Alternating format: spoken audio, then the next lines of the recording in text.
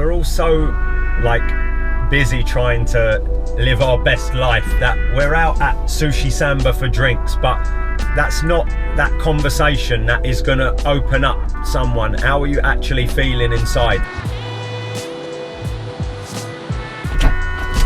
Hello there, mate. How you doing? Mate, getting on? You doing alright? Yeah, good, thanks, mate.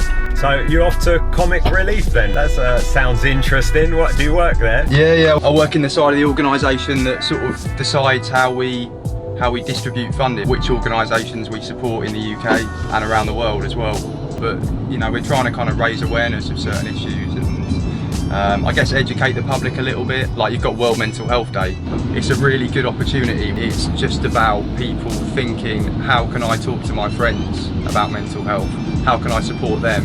How can I get them to support me as well? Yes, it's one of them subjects really that almost like a taboo subject where you just think people don't naturally want to talk about it. I think sometimes people think just by talking about something they're kind of being selfish and they're talking about themselves too much, but actually the other side of that is that if I open up to you now because I'm feeling really low about something or really anxious about something, you'll then feel more able to talk to me about your own problems. You know, it creates this like bond of trust. We're all so like busy trying to live our best life that we're out at Sushi Samba for drinks, but that's not that conversation that is going to open up someone. How are you actually feeling inside? That's going to be, oh my god, I love your shoes, like, where did you go on holiday? It's not going to be like, mate, you've been a bit quiet recently, and then, do you know what, I'm finding that new job really hard, or someone's ill, or whatever it was. We're getting better at talking about it, but still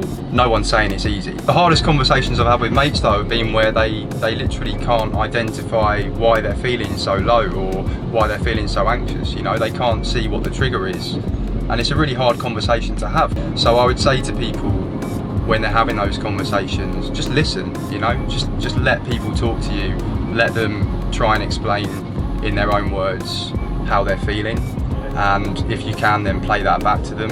You know, I've heard about male suicide rates being like ridiculous. Guys will just say nothing, and then one day the worst will happen. You know, and that's where you just think sometimes people need to make that time for each other, to check in on each other, but also to just say, I want to talk. Some of the stuff that Comic Relief's funding is purely about getting people to socialise. We're funding a lot of projects with young men in the UK, and a lot of those young men do not want to engage with therapy. But actually, if you can get a group of lads playing football, you can build some of that therapeutic support into that project, you know? Oh, definitely. Anything that can build something real, a real relationship with someone.